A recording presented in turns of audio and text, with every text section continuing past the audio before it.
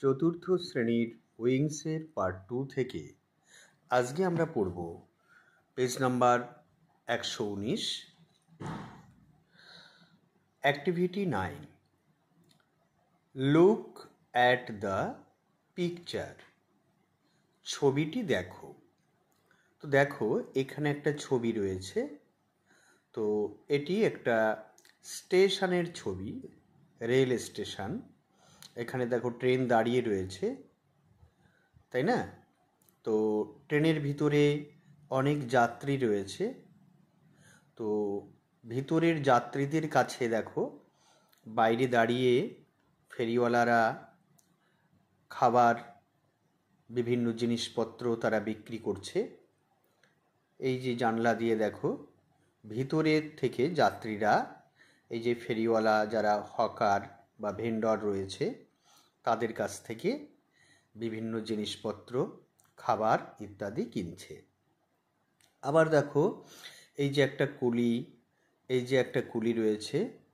এরা স্টেশনে যাত্রীদের বিভিন্ন মালপত্র সব বয়ে নিয়ে যায়, বহন করে তাদেরকে সাহায্য করে, যাদেরকে আমরা কুলি বলি।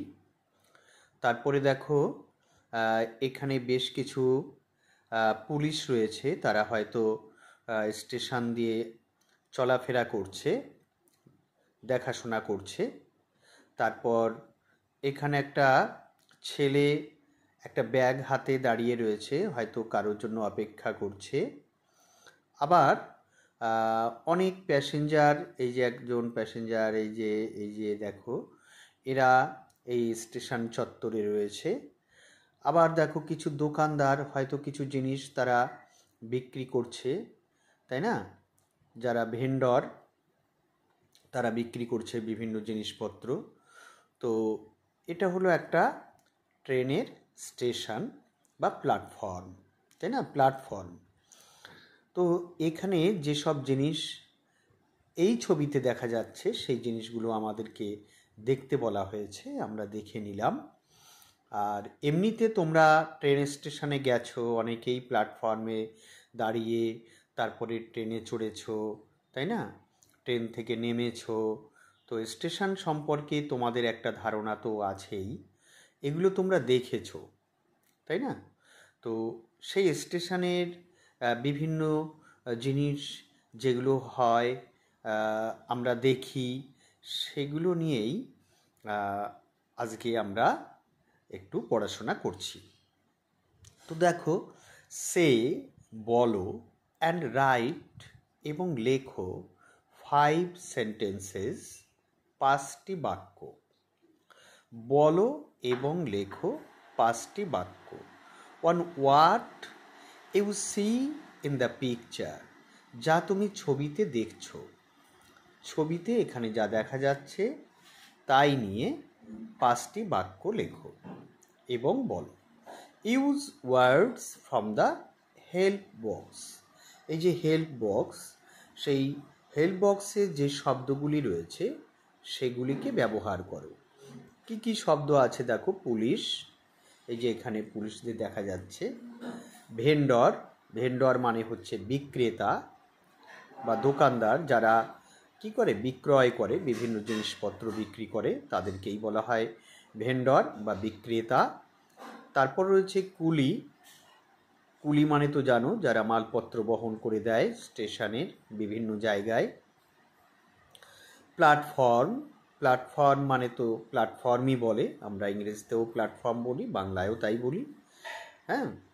তারপর প্যাসেঞ্জার, প্যাসেঞ্জার মানে হলো যাত্রী। এই শব্দগুলো আমরা ব্যবহার করব, ব্যবহার করে 5টি বাক্য আমরা স্টেশন নিয়ে বা এই প্ল্যাটফর্ম নিয়ে আমরা লিখব। You may begin like this, তুমি এভাবে শুরু করতে পারো। ইউ মে বিগিন, বিগিন মানে শুরু করা, তাহলে ইউ মে বিগিন, তুমি শুরু করতে পারো, লাইক দিস, এইভাবে। তো এখানে কি আছে দেখো? Passengers are sitting in the train, যাত্রীরা ট্রেনে বসে রয়েছে। তারপর দেখো এখানে যে কুলিরা রয়েছে তারা বিভিন্ন জিনিসপত্র বহন করছে। তো আমি লিখলাম কুলিস আর ক্যারিং লাগেজ। কুলিরা জিনিসপত্র বা মালপত্র বহন করছে। তারপরে কিছু পুলিশ এখানে প্ল্যাটফর্ম দিয়ে হাঁটাচলা করছে। সাম পুলিশমেন, কিছু police are walking on the platform, কিছু পুলিশ প্ল্যাটফর্মে হাঁটছে। তারপর এই যে কিছু ভেন্ডর রয়েছে, বিক্রেতা, তারা জিনিসপত্র বিক্রি করছে। তো ভেন্ডর্স আর সেলিং দেয়ার গুডস, বিক্রেতারা তাদের জিনিসপত্র বিক্রি করছে। ভেন্ডর্স আর সেলিং দেয়ার গুডস, বিক্রেতারা তাদের জিনিসপত্র বিক্রি করছে। প্যাসেঞ্জার্স আর বাইং সাম ফুড আইটেমস, যাত্রীরা কিছু খাদ্য ক্রয় করছে। বাইং কিনছে, সাম ফুড আইটেমস হয়তো খাদ্য আইটেম যেগুলো রয়েছে বিভিন্ন রকমের খাবার, সেগুলি তারা কিনছে। এই যে এখানে দেখো প্যাসেঞ্জারদের কাছে এই যে বিক্রেতা একজন কিছু একটা খাবার বিক্রি করছে। A boy is waiting for someone. A boy, একটি ছেলে, ইজ ওয়েটিং, অপেক্ষা করছে, ফর সামওয়ান, হয়তো কারো জন্য, কোনো একজনের জন্য অপেক্ষা করছে। এই যে একটা ছেলে, সে একটা ব্যাগ হাতে নিয়ে কারো জন্য অপেক্ষা করছে। A boy is waiting for someone, someone মানে কোনো একজন, তাহলে বালকটি কোনো একজনের জন্য বা কারোর জন্য অপেক্ষা করছে। তাহলে দেখো প্ল্যাটফর্ম এর যে ছবিটি এখানে রয়েছে, সেই ছবিটিতে আমরা যা কিছু দেখলাম তার উপরে ভিত্তি করেই হেল্প বক্সে কিছু শব্দ দেওয়া আছে। সেই শব্দগুলোকে ব্যবহার করে আমরা এখানে 5টি বাক্য লিখে ফেললাম। তো তোমরা কি করবে, তোমরা খুব ভালো করে আগে ছবিটা দেখবে এবং সেই ছবিটা দেখে আমি যে বাক্যগুলো লিখে দিলাম এখানে, সে বাক্যগুলো আগে ভালো করে পড়ে নেবে, দেখে নেবে, ভালো করে দেখে নেবে। দেখে নিয়ে তারপর তুমি নিজের মতো করে তুমি বাক্যগুলো আবার লিখবে বা লেখার চেষ্টা করবে। তবে এই বাক্যগুলোও তুমি লিখতে পারো, আবার তুমি নিজের মতো করেও বাক্য তৈরি করে লিখতে পারো। তাহলে এর পরবর্তীতে আমরা দেখি পরের পৃষ্ঠায় কি রয়েছে। অ্যাক্টিভিটি 10, এখানে একটা ছবি রয়েছে দেখতে পাচ্ছ, তার নিচে লেখা রয়েছে India is my country. Country মানে দেশ, তোমরা জানো। ভারতবর্ষ আমার দেশ। India is my country, Bharatvarsha আমার দেশ। আই লাভ মাই কান্ট্রি, আমি আমার দেশকে ভালোবাসি। I am proud to be an Indian, আমি ভারতীয় হিসাবে গর্বিত। আমি গর্বিত যে আমি ভারতবাসী। I am proud to be an Indian, আমি ভারতবাসী হিসেবে গর্বিত। প্রাউড মানে কিন্তু গর্বিত। এইবার বলছে right about any freedom fighter of India in 6 sentences. Right লেখো, অ্যাবাউট সম্বন্ধে, এনি যে কোনো, ফ্রিডম ফাইটার অফ ইন্ডিয়া ভারতের যে কোনো একজন স্বাধীনতা সংগ্রামীকে নিয়ে লিখতে বলা হয়েছে। ইন 6 সেন্টেন্সেস, 6টি বাক্য। তাই 6টি বাক্যের মধ্যে তুমি ভারতের যে কোনো একজন স্বাধীনতা সংগ্রামীর সম্বন্ধে লিখবে, সেটাই তোমাকে বলা হয়েছে। তো ফ্রিডম ফাইটার, স্বাধীনতা সংগ্রামী। স্বাধীনতা সংগ্রামী কাদের বলা হয়? এর আগে তোমরা কিন্তু সেটা পড়েছ যে প্রায় 200 বছর ধরে ইংরেজরা আমাদের দেশকে শাসন করেছে। আমাদের দেশের মানুষের উপরে নানান রকমের অত্যাচার করেছে, অবিচার করেছে এবং আমাদের দেশের মানুষকে শোষণ করে, জোর করে তাদের অর্থ সম্পত্তি কেড়ে নিয়ে তাদেরকে সর্বশান্ত করে দিয়েছে।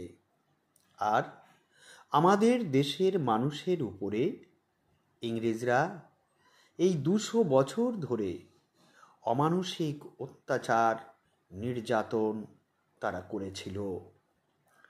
কিন্তু আমাদের দেশের মানুষ তারা কি নীরবে মুখ বুজে সেই ইংরেজদের অত্যাচারকে সহ্য করেছিল? তা নয়। আমাদের দেশের সেই বীর সন্তানেরা তারা কিন্তু রুখে দাঁড়িয়েছিল ইংরেজদের সেই অত্যাচারের বিরুদ্ধে, ইংরেজদের সেই অবিচারের বিরুদ্ধে, তাদের সেই শোষণের বিরুদ্ধে গর্জে উঠেছিল আমাদের দেশের মানুষ। তো যে সকল বীর সন্তানেরা, যে সকল ভারতবাসীরা ইংরেজদের সেই অত্যাচারের, অবিচারের বিরুদ্ধে প্রতিবাদ করেছিল, ইংরেজদের বিরুদ্ধে লড়াই করেছিল, সংগ্রাম করেছিল, সেই সকল মানুষ, তাদেরকেই আমরা বলি ফ্রিডম ফাইটার। যারা ইংরেজদের বিরুদ্ধে লড়াই করেছিল, আমাদের দেশকে ইংরেজদের হাত থেকে বাঁচানোর জন্য, ইংরেজদের হাত থেকে মুক্ত করে আমাদের দেশের মানুষকে স্বাধীন করার জন্য যারা লড়াই করেছিল, যারা সংগ্রাম করেছিল, সেই সংগ্রাম, সেই লড়াই, তাকেই তো আমরা বলি স্বাধীনতা সংগ্রাম। আর সেই স্বাধীনতা সংগ্রামে যারা যুক্ত ছিল তারাই হলো স্বাধীনতা সংগ্রামী, ফ্রিডম ফাইটার। তো এরকম অনেক অনেক ফ্রিডম ফাইটার আমাদের দেশে ছিলেন, যাদের রক্তের বিনিময়ে, যাদের ত্যাগের বিনিময়ে আমরা আজকে এই স্বাধীন ভারতবর্ষ পেয়েছি। তো সেই সকল স্বাধীনতা সংগ্রামীদের মধ্যে আমরা একজন স্বাধীনতা সংগ্রামী সম্পর্কে এখানে 6টি বাক্য আমরা লিখব। তোমরা অনেক স্বাধীনতা সংগ্রামীর কথা এর আগে হয়তো শুনেছ। ক্ষুদিরাম, তারপরে নেতাজি সুভাষচন্দ্র বসু, তাই না, মাতঙ্গিনী হাজরা, ভগৎ সিং, কত স্বাধীনতা সংগ্রামীদের কথা তোমরা শুনেছ। তোমরা তো তোমাদের স্কুলে নেতাজি সুভাষচন্দ্র বসুর জন্মদিন তোমরা পালন করে থাকো, তাই না? এছাড়া 1947 সালের 15ই আগস্ট, যেদিনে আমাদের দেশ স্বাধীন হয়েছিল, যেদিন আমরা স্বাধীনতা ফিরে পেয়েছিলাম, সেই অসংখ্য স্বাধীনতা সংগ্রামীদের রক্তের বিনিময়ে, ত্যাগের বিনিময়ে সেই দিনটি, সেই 15 আগস্ট স্বাধীনতা দিবস হিসেবে আমরা পালন করে থাকি। তোমরা তোমাদের স্কুলে কিন্তু সেই 15ই আগস্ট দিনটি এখনও পালন করে চলেছ। যতদিন আমাদের দেশ থাকবে, যতদিন এই পৃথিবীতে ভারতবর্ষ, ভারতবাসী আমরা থাকব, ততদিন পর্যন্ত আমরা আমাদের এই স্বাধীনতা দিবস 15 আগস্ট দিনটিকে পালন করে চলব। তো যাই হোক, এবার একজন স্বাধীনতা সংগ্রামী সম্পর্কে আমরা 6টি বাক্য এখানে একটু লিখে ফেলি, কেমন? তো আমি তোমাদেরকে এখানে লিখে দিয়েছি মাতঙ্গিনী হাজরা সম্পর্কে। Matangini Hazra was a freedom fighter of India. Matangini Hazra ছিলেন ভারতবর্ষের একজন স্বাধীনতা সংগ্রামী। She was born in a poor peasant, P-E-A-S-A-N-T, peasant family in 1869 near near Tamluk, TAMLUK, Tamluk. তাহলে কি হলো? মাতঙ্গিনী হাজরা ছিলেন ভারতের একজন স্বাধীনতা সংগ্রামী। Matangini Hazra was a freedom fighter of India. তারপর শি ওয়াজ বর্ন, তিনি জন্মগ্রহণ করেছিলেন। শি ওয়াজ বর্ন, তিনি জন্মগ্রহণ করেছিলেন ইন আ পুওর, দরিদ্র, পিজেন্ট, চাষি, ফ্যামিলি, পরিবার। একটি দরিদ্র চাষি পরিবারে তিনি জন্মগ্রহণ করেছিলেন ইন 1869, 1869 সালে, নিয়ার তমলুক, তমলুকের কাছে। তমলুকের কাছে 1869 সালে একটি দরিদ্র কৃষক পরিবারে তিনি জন্মগ্রহণ করেছিলেন। She was married early, তিনি অনেক আগেই বিবাহিতা হয়েছিলেন, অর্থাৎ অনেক আগেই মানে অল্প বয়সে তার বিয়ে হয়েছিল। বাট কিন্তু she became widowed, কিন্তু তিনি বিধবা হয়েছিলেন অ্যাট দ্য এজ অফ 18, মাত্র 18 বছর বয়সে তিনি বিধবা হয়েছিলেন। ওয়াইডোড মানে বিধবা হয়েছিলেন। কেমন?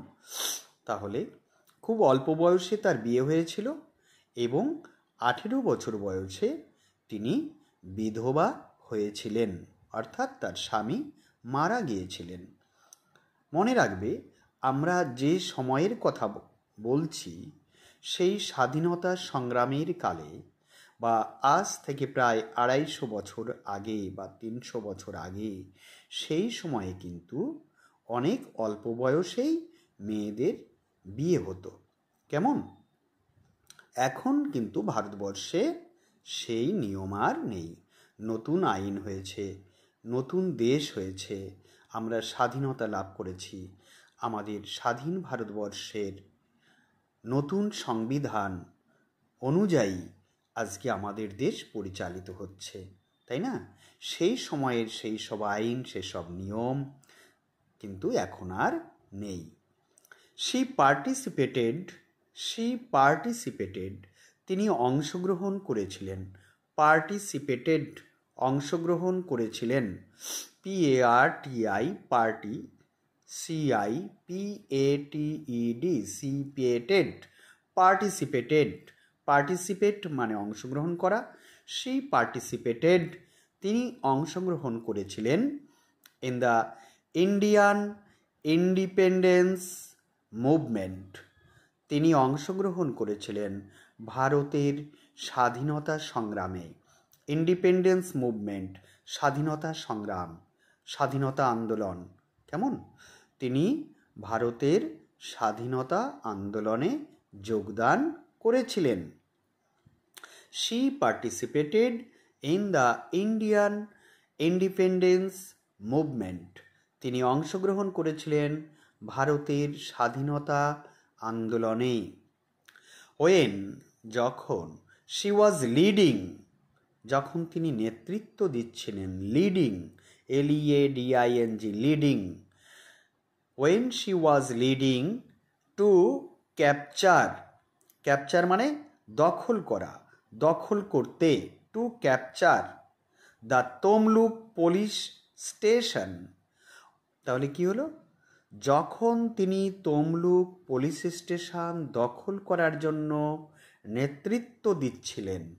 When she was leading to capture the Tamluk police station, যখন তিনি তমলুক পুলিশ স্টেশন বা তমলুক থানা দখল করার জন্য নেতৃত্ব দিচ্ছিলেন। তার মানে কি, একটা বিরাট আন্দোলন চলছিল, হাজার হাজার মানুষ তমলুক থানা দখল করার জন্য ছুটে যাচ্ছিলেন, আর তার নেতৃত্বে ছিলেন মাতঙ্গিনী হাজরা। দেন তখন she was shot dead by the British police.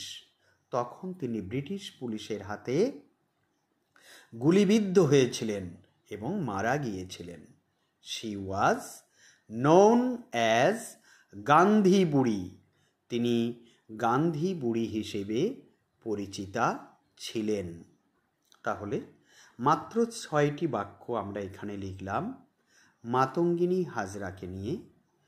তো এইভাবে আমি যেটি তোমাদেরকে লিখে দিলাম, খুব ভালো করে আগে শুনে নেবে, খুব ভালো করে দেখে নেবে, দেখে নিয়ে খুব ভালো করে আগে শিখে নেবে, শিখে নিয়ে তারপর তুমি তোমার মতো করে অন্য কোনো স্বাধীনতা সংগ্রামীকে নিয়ে তুমি এরকমভাবে 6টি বাক্য লিখে অভ্যাস করবে।